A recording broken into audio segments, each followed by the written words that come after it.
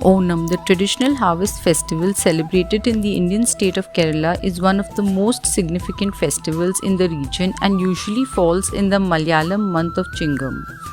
The Onam Sadya is a grand vegetarian feast consisting of a variety of traditional dishes served on a banana leaf. Namaste and welcome to Discovering Together. Today let's discover a simple way of making Venn Pongal to celebrate the season of harvest using short-grained, freshly harvested rice.